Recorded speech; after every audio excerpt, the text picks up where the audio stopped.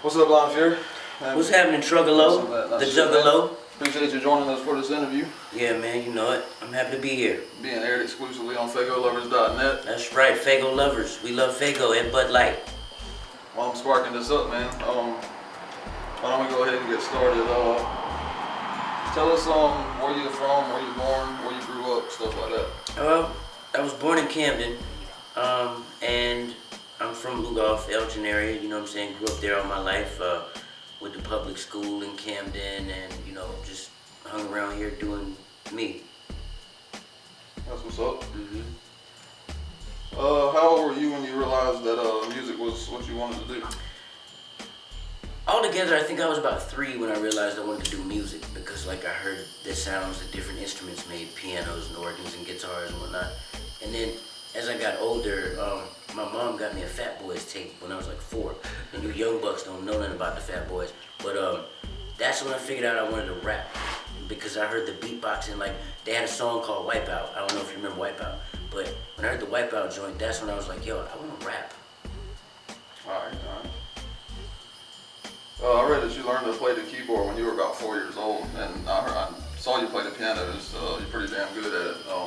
Is there any other instruments you learned to play? Or? I can play the clarinet a little bit. I mean, I don't talk about being able to play the clarinet because squares play the clarinet, and I'm not with that. But I played around with it. Yeah, there you go, man. Man, it's a blunt right here. Yeah, we smoke blunts. FagoLovers.net. That's what we do. Woo woo. Woo woo. What are some of the bands or rap groups you listened to growing up, and what were some of your influences to start, music? Rap groups, it was very diverse. I listened to a lot of Scarface, a lot of Crucial Conflict, a lot of Bone Thugs. Then it was Cypress Hill and Busta Rhymes, and it was well-rounded, but then, like, I grew up with music around me, so it was a lot of, like Pink Floyd, the Doobies, Eagles, 38 Special, Allman Brothers, a lot of Southern rock shit, come to think of it. Who are some of the artists you worked with in the past? Well, of course, I've worked with Big Scoob. I worked with Tech Nine. I've done some things here and there, like with Scatterman, Snow Brim, and cats like that. And whoever would really give me the time of day, man. Whoever really wanted to work with me, I was working with them. Like, you could be whack as fuck if you come to me with a hot ass beat and you won't get on it. We don't do it. There you go. Who are some of the artists you'd like to work with in the future?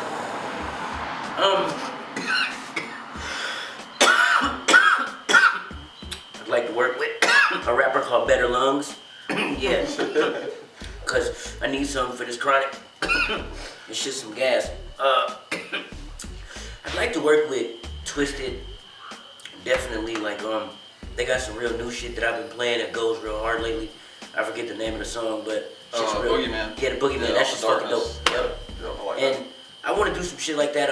I like Hobson. If he'd stop talking shit about pieheads, that would work for me and we could do it strong. But due to the fact that obviously I like to smoke a lot of weed, whatever. Yeah. Like I said again, anybody who will give me the time of day, man, I'm down. I got you. Well, rumor has it that you kind of consider yourself a juggalo. Can you touch on that a little bit? You listen a little bit to ICP and stuff? Or? Alright, well, I was introduced to ICP around the Great Malenko time, and I've actually said in the past that juggalos were weird. I need to clear up that statement because people are going to come at me later like, dude, you're shitting on juggalo. No, see, I met some weird-ass juggalos, and my first introduction to juggalo culture was through some really weird people, and whether you guys want to admit it or not, some of y'all are really fucking weird. But, so I'd like to retract that statement. I do listen to a little bit of ICP here and there, like the basic shit, Carnival, Carnage, Riddlebox, Malenko, Jekyll Brothers, shit like that. Yeah. Well, speaking of juggalos, man, unfortunately we haven't ever seen you at a gathering of the juggalos. If you ever had the opportunity, would you like to play the gathering? Dude, I would love to go out there and play the gathering, like, and not even, as a paid artist, I would go out there just for the experience because there's a culture, a unity, a oneness in juggalos. It's like modern day hippies and shit. Like, weird as a lot of them are, they all have a purpose, and juggalos are real dope people. Yeah. Yeah.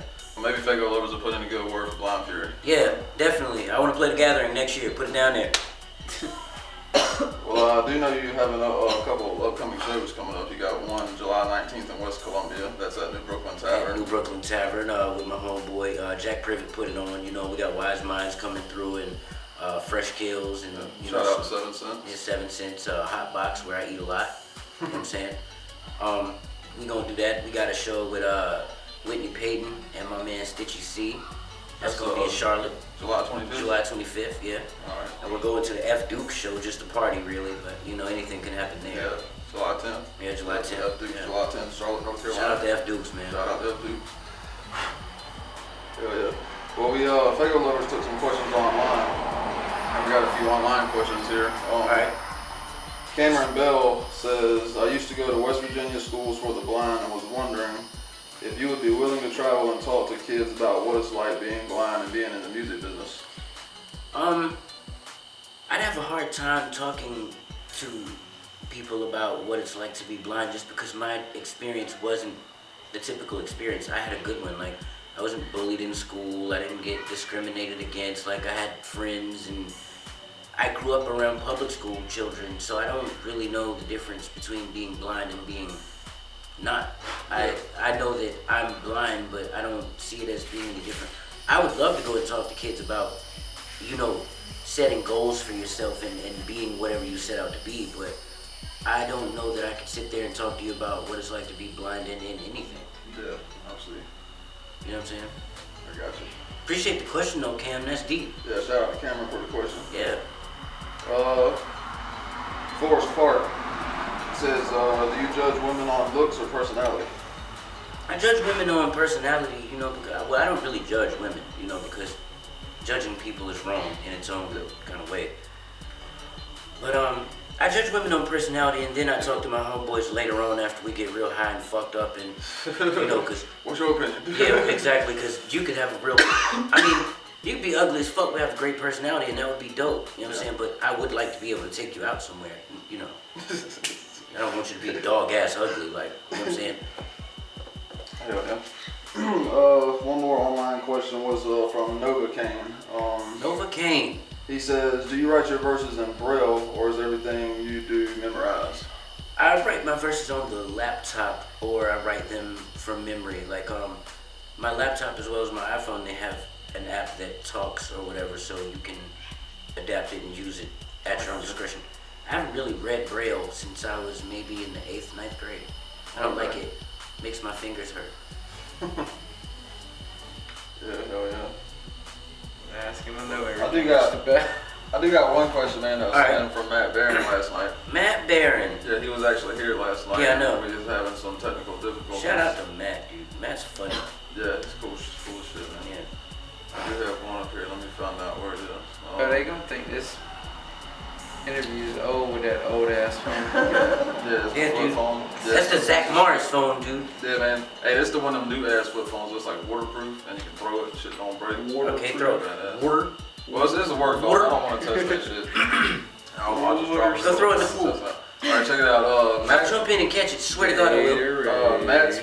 Matt Barron's question is, how do you feel about the fact that someone has played a dirty trick on you and put a Gamecock hat on your head when I know an upstanding gentleman such as yourself asked for a beautiful Clemson hat?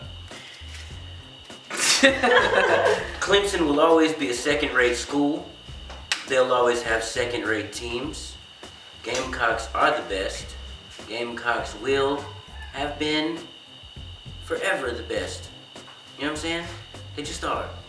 Go Cox. Yeah, Good Cox. Fuck you, man. White Widow.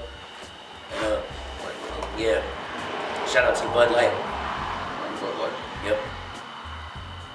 Woo woo. Speaking of White Widow, man, we got one more White Widow. Go around while this interview's rolling. So. Sure. We'll just talk, shoot the shit. Fuck it. Yeah, let's do it. Talk about whatever. And I would have passed his blood. 'Cause that's what good friends do. Yeah, this is some White Widow, man. Both of them are White Widows. They're both white widows right here. My homeboy got some alien kush back at the spot, but we ain't bringing that out. I heard that was good. I like to try that. I haven't tried that yet. Some alien OG, yeah. Yep. Sure do. Shout out to DW over there. Hiding behind the camera. Yeah, hiding and shit. With a Goddamn. Bud Light and a blunt. With a Bud Light and blunt. DW. Shout out to Brennan, aka Tyler, aka What up, Cortez. Cortez, what up, what up? What up? What's What going up? down? We just all in the garage chilling. We just all chilling. Mm-hmm. We had take one last night, but we had some technical difficulties, and that shit did not work out. So here we are, take two again. Yep, right here. Maybe we can throw some bloopers at the end or something, because there was some pretty funny shit on there. Yeah, we could probably throw some bloopers in there or something. Can bartender, can we get a beer, please? Would you like a beer, blind beer? Sure. Bud Light, lime, Bud Light. Lime and new lungs. Lime. I'd also like to ask all of you watchers of Fago lovers to donate to the Fury Needs New Lungs Fund. By the way, for all you beer snobs out there, this is just the beer that was left over. We didn't, you know. Yeah, we had a party last night with the 7 Cents Leonard Luau yesterday, and I had some friends over, and I woke up this morning with a refrigerator full of beer, so fuck it. Mm-hmm.